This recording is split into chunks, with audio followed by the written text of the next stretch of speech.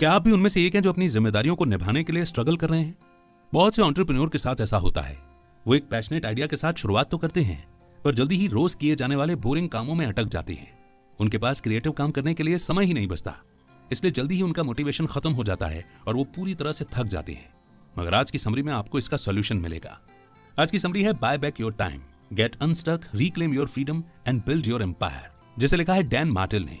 Dan Martell एक entrepreneur और business coach हैं, जिन्हें कई सक्सेसफुल सॉफ्टवेयर कंपनियां शुरू करने और स्टार्टअप के फाउंडर्स को मेंटोर करने के लिए जाना जाता है।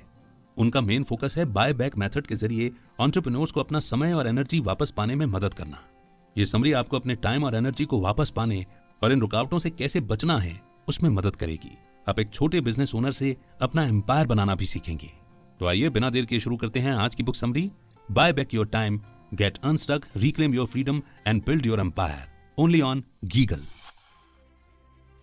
ये समरी एक सवाल से शुरू होती है कि एंटरप्रेन्योर कौन होते हैं। एंटरप्रेन्योर रिस्क लेने वाले, ओवर अचीवर और अपनी लिमिट से बढ़कर काम करने को पसंद करने वाले लोग होते हैं। जहां एक तरफ कुछ एंटरप्रेन्योर अपने बिजनेस को मैनेज करने के लिए हेल्दी अप्रोच लेते हैं, तो दूसरी तरफ ज्यादातर ठीक उसका उल्टा करते हैं। ये लोग फाइनेंशियल इंडिपेंडेंस पाने के लिए अपना बिजनेस शुरू करते हैं, लेकिन अपना टाइम, एनर्जी और खुशी खोकर यहीं अटक जाते हैं। अगर अब आपका बिजनेस एंजॉयबल नहीं रहा है तो आपके पास दो ऑप्शन है। या तो आप हर दिन खुद को थकाते हुए आगे बढ़ते रह सकते हैं, जो धीरे धीरे आपको और आपके पूरे जीवन को डाउनफॉल की तरफ ले जाएगा।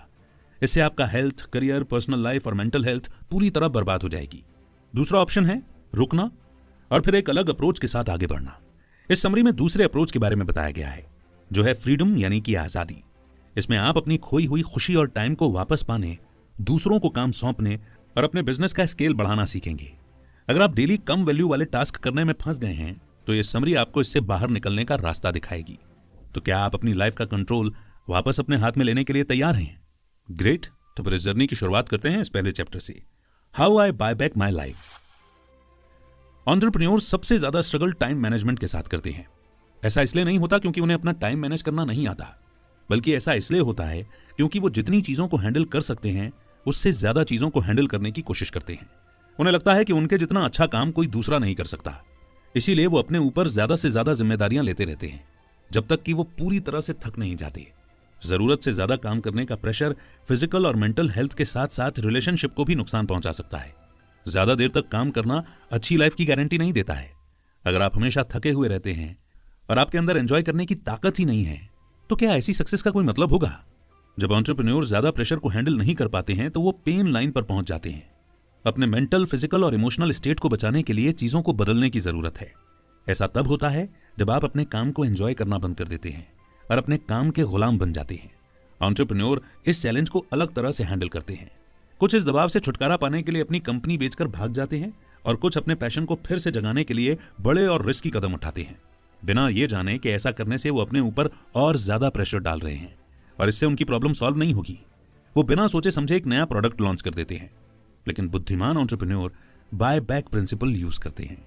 ये प्रिंसिपल एंटरप्रेन्योर को अपना बिजनेस खोए बिना टाइम को कंट्रोल करने में मदद करता है। अपनी कंपनी को बेचने के बजाय आपको कम वैल्यू वाले कामों को हैंडल करने के लिए लोगों को हायर करना चाहिए। ऐसे काम जिन्हें दूसरे भी हैंडल कर सकते हैं, उन पर अपनी एनर्जी बर्बाद करना बंद करिए। अपनी एनर्जी को क्रिएटिव और इंपॉर्टेंट जिम्मेदारियां जिन्हें सिर्फ आप पूरा कर सकते हैं करने के लिए बचा कर रखिए। सबसे पहले अपने सारे कामों की एक लिस्ट बनाइए। उसके बाद उन कामों को चूज कीजिए जिन्हें आप दूसरों को दे सकते हैं। अब आपके पास पहले के मुकाबले ज्यादा फ्री टाइम होगा, तो उस समय को ऐसे काम में बिताइए जिसे करना आप एंजॉय करते हैं। इस प्रोसेस को तब तक रिपीट करते रहिए जब तक आपको एक ऐसा सिस्टम नहीं मिल जाता है जो आपके बिजनेस और आपकी पर्सनल लाइफ के लिए अच्छे से काम कर सके। एग्जाम्पल के लिए स्टुअर्ट दूसरे एंटरप्रेन्योर की तरह पैशनेट और इंस्पायर्ड थे।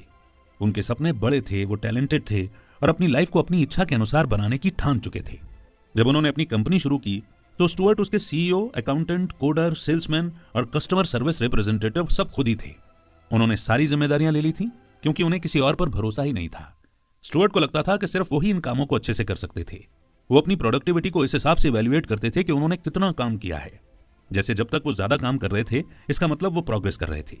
स्टुअर्ट को लगता था कि सब कुछ खुद करने से उनकी कंपनी जल्दी ग्रो करेगी। जैसे जैसे उनकी कंपनी बड़ी होने लगी, स्टुअर्ट के लिए इतने काम अकेले मैनेज करना मुश्किल होते जा रहा था। जो काम पहले मैनेज किया जा सकता था उसे अब हैंडल करना इम्पॉसिबल हो गया था। इसलिए उन्होंने तय किया कि अब वो और भी ज्यादा घंटे काम करेंगे, यहां तक कि वीकेंड्स पर भी। इसका नतीजा यह हुआ कि स्टुअर्ट की पर्सनल लाइफ मुश्किल में आ गई। उन्होंने अपने परिवार और दोस्तों के साथ टाइम बिताना बंद कर दिया। वो बहुत स्ट्रेस और थकान से भरने लगे। इसीलिए फिर उन्होंने वेकेशन पर जाने का मन बनाया। ये वेकेशन उनके लिए एक वेकअप कॉल की तरह साबित हुआ। स्टुअर्ट इस छुट्टी का एक सेकंड भी एंजॉय नहीं कर पाए। वो ज्यादातर समय बीमार महसूस कर रहे थे और बिस्तर पर ही पड़े रहते थे। वो फिजिकली और मेंटली इतना थक गए थे कि उनमें अपने परिवार के साथ समय बिताने की ताकत ही नहीं बची थी। ये स्टुअर्ट का पेन लाइन समय था। ये वो समय था जब उन्हें एहसास हुआ कि उन्हें सब कुछ ठीक करने के लिए कुछ चीजों को बदलना होगा। वेकेशन से लौटने के बाद स्टुअर्ट ने बायबैक प्रिंसिपल को अप्लाई किया। उन्होंने बोरिंग और कम वैल्यू वाले कामों को दूसरे एम्प्लॉयज को सौंप दिया और खुद उन कामों पर फोकस किया जिन्हें वो करना एंजॉय करते थे। इसका नतीजा यह हुआ कि उनकी कंपनी पहले से ज्यादा सक्सेसफुल होने लगी और स्टुअर्ट के पास अपने परिवार और दोस्तों के साथ बिताने के लिए समय भी बचने लगा। इसलिए अगर आप जितना काम हैंडल कर सकते हैं उससे ज्यादा कर रहे हैं तो अपने पेन लाइन तक पहुंचने से पहले आपको रुक जाना चाहिए। अपनी प्रायोरिटी को फिर से इवैल्यूएट कीजिए। जो काम जरूरी नहीं है उन्हें दूसरों को दे दीजिए और आपको जो फ्री टाइम मिला है उसमें अपनी आजादी को सेलिब्रेट कीजिए। तो ये था समरी का बेसिक चैप्टर, जिसको अंडरस्टैंड करने के बाद बढ़ते हैं आगे नेक्स्ट चैप्टर की ओर, the 5 time assassins. Entrepreneur challenges को कैसे हैंडल करते हैं? इसमें से कुछ तो प्रेशर में भी फलते फूलते रहते हैं और कामयाब भी होते हैं। ये कॉन्फिडेंट एंटरप्रेन्योर मुसीबत आने के बावजूद भी अपने बिजनेस को आगे बढ़ाते रहते हैं और अपनी लाइफ को एंजॉय भी करते हैं, लेकिन कुछ स्ट्रगल करते रहते हैं जिसके कारण वो नुकसान पहुंचाने वाला बिहेवियर डेवलप कर लेते हैं। यहाँ सेल्फ डिस्ट्रक्शन यानी खुद को नुकसान पहुंचाने वाले 5 बिहेवियर के बारे में बताया गया है जिन्हें दूर करने में ज्यादा एंटरप्रेन्योर स्ट्रगल करते हैं। इन डिस्ट्रक्टिव बिहेवियर को 5 टाइम असैसिन्स कहा जाता है। इनमें पहला है स्टॉलर, जो अपने डर और सेल्फ डाउट की वजह से अपने सामने आने वाली ग्रोथ अपॉर्चुनिटी को रिजेक्ट कर देता है। जैसे वो इंपॉर्टेंट डिसीजन लेने में देरी करते हैं, जैसे किसी इंपॉर्टेंट इवेंट में बोलना या किसी दूसरी बड़ी कंपनी के साथ पार्टनरशिप कर लेना। दूसरा है स्पीड डेमन, जो इनके अपोजिट होते हैं। वो पूरी इंफॉर्मेशन जाने बिना तुरंत डिसीजन ले लेते हैं। जैसे वो ये जाने बिना कि जो पहला कैंडिडेट इंटरव्यू के लिए आया है उस पोजीशन के लिए फिट है भी या नहीं, उसे हायर कर लेते हैं। या वो एक ऐसा बिजनेस सॉल्यूशन चुन लेते हैं और उस पर सारे रिसोर्सेज लगा देते हैं जो बिल्कुल भी काम न करे। तीसरा है सुपरवाइजर, जो दूसरों के ग्रोथ को बढ़ावा और सपोर्ट देने के बजाय बस उनकी कमियां निकालता रहता है। वो हमेशा दूसरों के कामों से असंतुष्ट रहता है, इसलिए सारे काम खुद करता है। इंडिपेंडेंट एम्प्लॉयज को ट्रेनिंग देने के बजाय सुपरवाइजर ऐसी टीम मेंबर्स को डेवलप करता है जो पूरी तरह से अपने सीईओ पर डिपेंडेंट होते हैं। इससे एंटरप्रेन्योर के शेड्यूल में उनकी जिम्मेदारी और बढ़ जाती है, क्योंकि वो टास्क को दूसरों को देने से इनकार कर देते हैं। चौथा है सेवर, जो अपने प्रॉफिट को बिजनेस ग्रो करने के लिए मिली हुई अपॉर्चुनिटी में इन्वेस्ट नहीं करता है। ये लोग सिक्योर फील करने के लिए पैसा बचाना पसंद करते हैं। ऐसा करने से वो अभी तो फाइनेंशियली सेफ फील कर सकते हैं, लेकिन ऐसा करके वो अपनी कंपनी के लॉन्ग टर्म सक्सेस को नुकसान पहुंचाते हैं। पांचवा है सेल्फ मेडिकेटर, जो अपनी प्रॉब्लम को सॉल्व करने के लिए अनहेल्दी आदतें अपना लेते हैं, जैसे ड्रिंक करना या ज्यादा खाना। एग्जाम्पल के लिए टॉम एक सेल्फ मेडिकेटर है। वो एक सक्सेसफुल एंटरप्रेन्योर है जिसे ड्रिंक करने की लत लग गई थी। लोगों के लिए टॉम एक खुश रहने वाला शख्स था जिसने कितना कुछ अचीव कर लिया था, लेकिन पर्दे के पीछे की सच्चाई ये थी कि वो अंदर ही अंदर बहुत स्ट्रगल कर रहा था। उसकी शराब पीने की आदत तब शुरू हुई थी जब वो अपने काम के स्ट्रेस से बाहर निकलना चाहता था। पहले पहले तो टॉम सिर्फ वीकेंड्स पर ही ड्रिंक करता था, लेकिन बाद में ये आदत उसे खुद को बर्बाद करने की कगार पर ले गई। अब वो खुद को रिचार्ज करने के लिए वीकेंड का इंतजार नहीं करता, बल्कि हर दिन की शुरुआत ही शराब से करता था। वो नशे में चूर, आलस से भरा हुआ एक अनमोटिवेटेड आदमी बन गया था। हर सोमवार टॉम इतना अनप्रोडक्टिव होता था कि मुश्किल से ही किसी चीज पर फोकस कर पाता था। शुरुआत में तो उसका बिजनेस जैसे तैसे चल रहा था, लेकिन समय के साथ बिजनेस की नींव में दरारें पड़ने लगी। यहाँ तक कि टॉम की पर्सनल लाइफ पर भी इसका बुरा असर होने लगा। वो हमेशा चिड़चिड़ा रहता था और किसी भी बात पर बहुत गुस्से से रिएक्ट करता था। परिवार के साथ वीकेंड एंजॉय करने के बदले वो अपने प्रेशर से बचने के लिए ड्रिंक का सहारा लेता था। टॉम का पेन लाइन तब आया जब उसने अपनी बेटी को अपने नशेड़ी व्यवहार की नकल करते हुए देखा। एक रात जब वो ड्रिंक कर रहा था तो उसने देखा कि उसकी छोटी सी बेटी ने सोडा का बॉटल लिया और नशे में चूर अपने पिता की एक्टिंग करने लगी।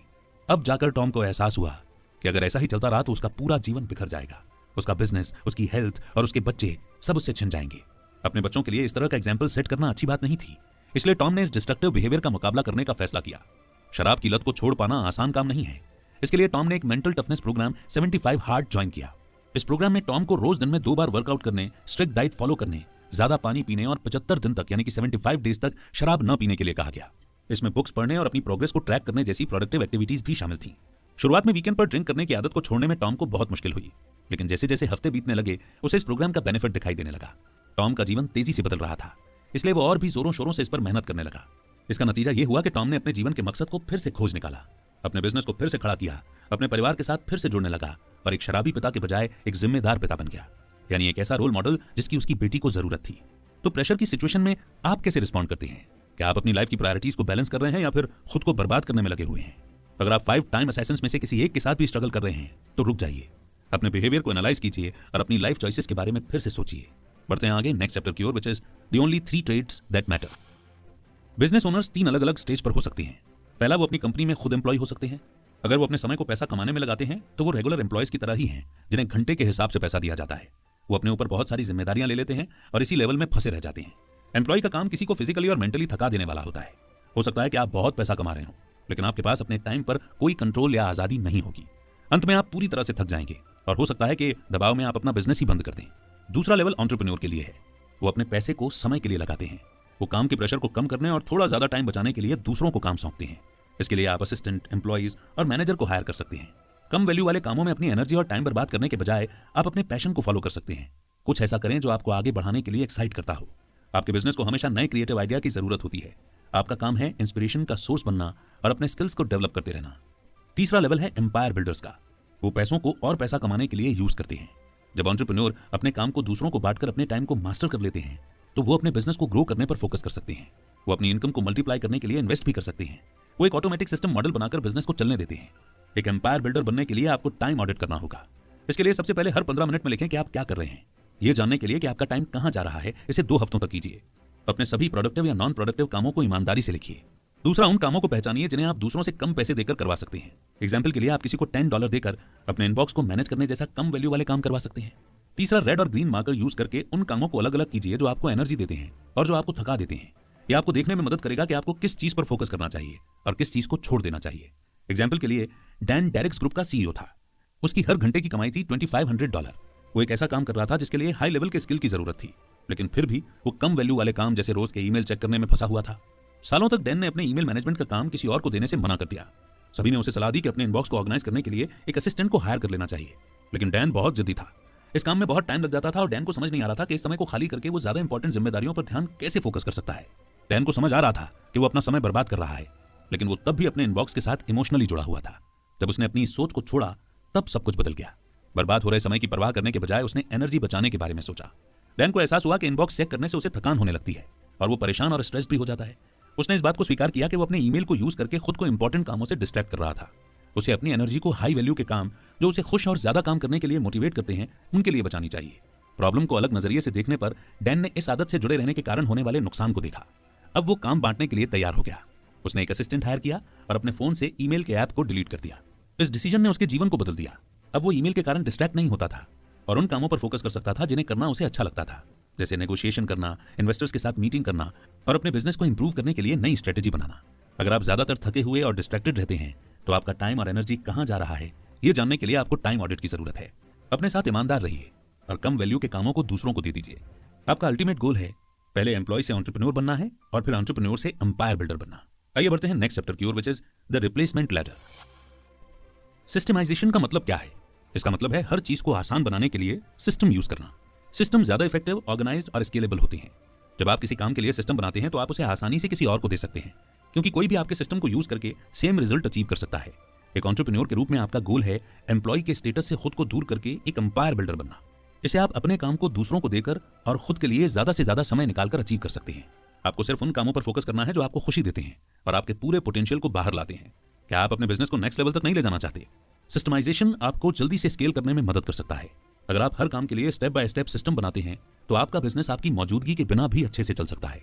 आप अपने बचे हुए टाइम को किसी और चीज, जैसे अपनी कंपनी को ग्रो करने के लिए या किसी नए बिजनेस आइडिया में इन्वेस्ट करने के लिए लगा सकते हैं। रिप्लेसमेंट लैडर यूज करके स्केल बढ़ाना ज्यादा आसान हो जाता है। ये लैडर या सीढ़ी आपको एक एंटरप्रेन्योर के रूप में आपकी जिम्मेदारियां समझाता है। इस सीढ़ी पर और ऊपर जाने के लिए आपको अपने स्किल्स को अपग्रेड करते रहना होगा। एक रोल को पूरा करने के बाद दूसरे रोल की ओर बढ़ जाइए। अगर आप इस सीढ़ी पर चढ़ना जारी नहीं रखेंगे, तो आप कम वैल्यू के काम करके नीचे के लेवल पर ही अटके रह जाएंगे। अगर आप इंप्रूव करते रहेंगे और कम जरूरी कामों को दूसरों को सौंप देंगे, तभी आप अपने बिजनेस को ग्रो कर पाएंगे और काम से मिली आजादी को एंजॉय कर पाएंगे। आप एक एंटरप्रेन्योर हैं। इसका मतलब ये बिल्कुल नहीं है कि आपको हमेशा बिजी रहना चाहिए। आप अपनी कंपनी के सीईओ होने के बाद भी वीकेंड पर छुट्टी ले सकते हैं, वेकेशन पर जा सकते हैं और अपना समय फन हॉबीज में बिता सकते हैं।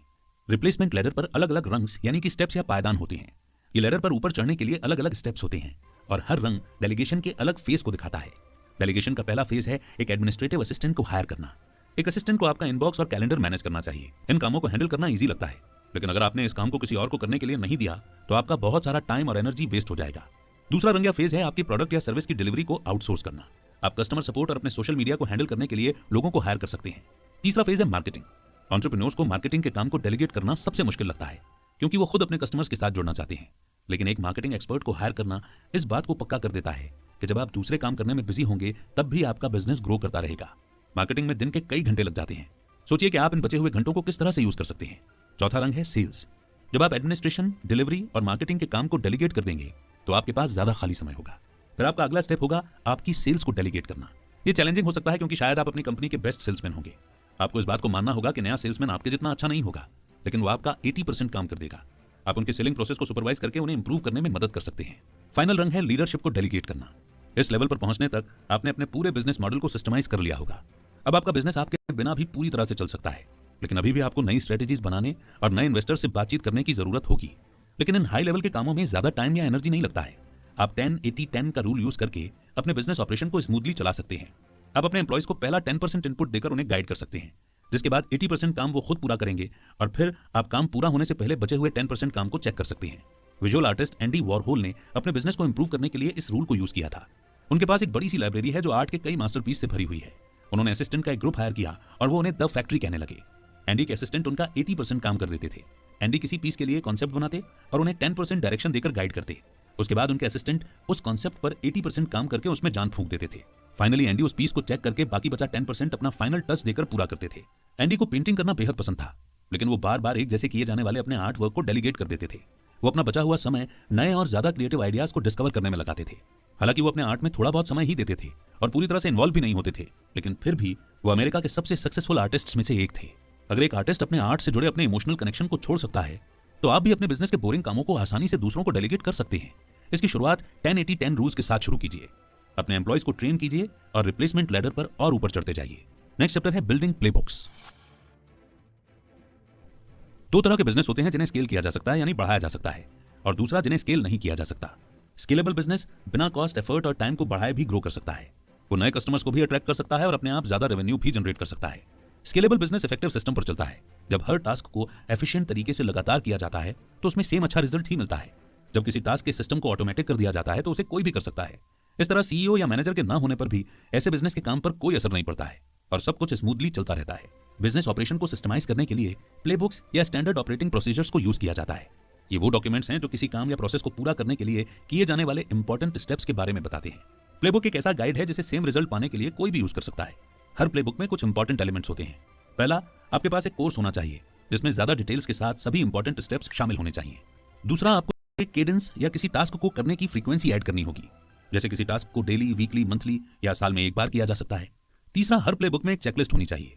ये एक ऐसी लिस्ट है जिसमें किसी काम को पूरा करने के लिए सभी जरूरी एक्शंस के बारे में लिखा होता है। चेकलिस्ट के जरिए इस बात का पता लगाया जा सकता है कि क्या हो चुका है और क्या करना बाकी है। आप कैमकॉर्डर मेथड यूज करके आसानी से प्लेबुक क्रिएट कर सकते हैं। कोई टास्क करते समय अपने कई वीडियोस रिकॉर्ड कीजिए। उसके बाद इन वीडियोस को देखकर वो सभी स्टेप्स लिखिए जिन्हें आपने फॉलो किया है। आपको इसे खुद करने की जरूरत नहीं है।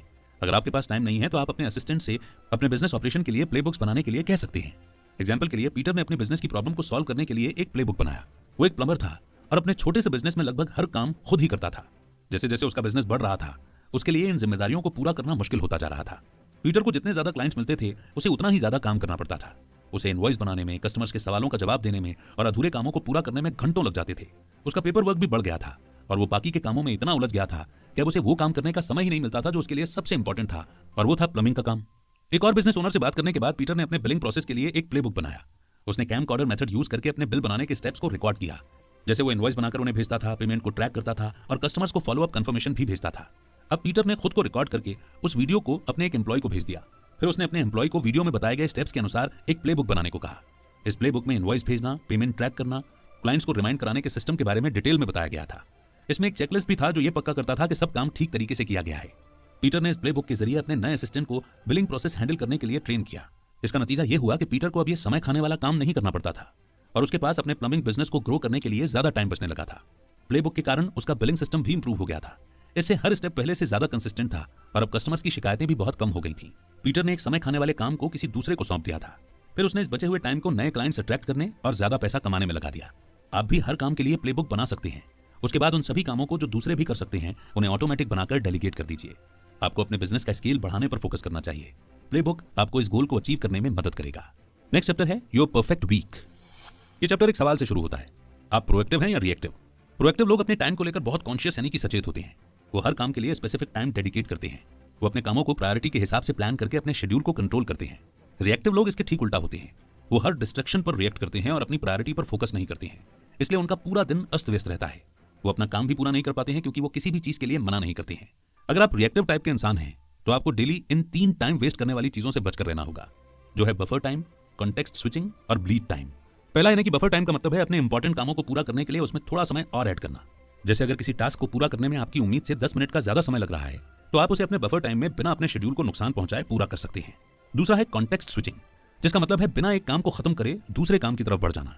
ये बहुत डिस्ट्रैक्टिंग होता है, क्योंकि जब आप एक काम को अधूरा छोड़कर दूसरे काम पर स्विच करते हैं तो आप उतनी बार अपने टाइम और एनर्जी को खो देते हैं। जब आप किसी काम में पूरी तरह से फोकस्ड होते हैं तो आप फ्लो में काम करते हैं और उसे जल्दी पूरा कर पाते हैं। तीसरा है ब्लीड टाइम। ये उस टाइम को दिखाता है जिसे आप किसी काम की तैयारी करने में या किसी डिस्ट्रैक्शन की तरफ रिस्पॉन्ड करने में वेस्ट कर देते हैं। अगर आप इन टाइम वेस्टर्स को पहचान कर उन्हें ठीक कर लेंगे तो आप अपने दिन को और भी इफेक्टिव तरीके से यूज कर पाएंगे। आप अपनी प्रोडक्टिविटी को ज्यादा से ज्यादा बढ़ाने के लिए प्लानिंग और टास्क के बैच भी बना सकते हैं। अपने पूरे वीक की प्लानिंग करने से फायदा होता है, क्योंकि आप अपने सबसे इंपॉर्टेंट कामों के लिए अपने टाइम को ब्लॉक कर सकते हैं और प्लान बनाकर डिस्ट्रैक्शन से बच भी सकते हैं। टास्क का बैच बनाने का मतलब है एक जैसे कामों का ग्रुप बनाकर उन्हें साथ साथ पूरा करना। ये कॉन्टेक्स्ट स्विचिंग को कम करके आपके फोकस को बढ़ाने में मदद करता है। आप परफेक्ट वीक मेथड को फॉलो करके भी वीकली शेड्यूल क्रिएट कर सकते हैं जो आपकी प्रायोरिटी और एनर्जी लेवल को दिखाता हो। इसकी शुरुआत टाइम और एनर्जी को ऑडिट करके कीजिए। इस बात को नोटिस कीजिए कि पूरे दिन में आप सबसे ज्यादा प्रोडक्टिव और एनर्जी से भरे हुए कब होते हैं। उसके बाद इसके हिसाब से अपने वीक को डिजाइन कीजिए। अपने सबसे इंपॉर्टेंट काम को उस समय कीजिए जब आपका एनर्जी लेवल सबसे ज्यादा होता है, और दिन के खत्म होने तक फोन कॉल्स को इग्नोर कीजिए। अनएक्सपेक्टेड डिस्ट्रैक्शंस की भरपाई करने के लिए बफर टाइम ऐड कीजिए और एक जैसे कामों को एक बैच में रखिए। फाइनली अपने शेड्यूल पर कमिटेड रहिए। आपका परफेक्ट प्लान सिर्फ तभी काम करेगा जब आप उसे सीरियसली फॉलो करेंगे। एग्जाम्पल के लिए रेचल एक बुटीक की ओनर हैं जिसके ऊपर बहुत सारी जिम्मेदारियां थी। वो एक बिजनेस ओनर, वाइफ और माँ सभी की जिम्मेदारियां निभा रही थी, जिन्हें बैलेंस करना बहुत चैलेंजिंग था। रेचल एक फिटनेस फ्रीक भी थी जो कि 75 हार्ड प्रोग्राम ज्वाइन करना चाहती थी। इस प्रोग्राम में स्ट्रिक्ट डाइट फॉलो करना, वर्कआउट शेड्यूल बनाना और डेली ढेर सारा पानी पीना भी शामिल था। इस प्रोग्राम के प्रति कमिटेड रहना बेहद जरूरी था, वरना एक दिन भी मिस हो जाने पर रेचल को दोबारा से इसे डे 1 से शुरू करना पड़ता। रेचल जानती थी कि वो इस प्रोग्राम को ज्वाइन नहीं कर पाएंगी, क्योंकि वो हमेशा ही डिस्ट्रैक्टेड रहती थी। जब भी वो कुछ करने का प्लान करती तो उसके परिवार और बिजनेस की जिम्मेदारियों का प्रेशर उसके पूरे दिन को बर्बाद कर देता था। लेकिन जब रेचल को परफेक्ट वीक के बारे में पता चला तो सब कुछ बदल गया। उसने अपने टाइम को ट्रैक कर इस बात को समझा कि उसका सबसे ज्यादा टाइम और एनर्जी कहां वेस्ट हो रहा था।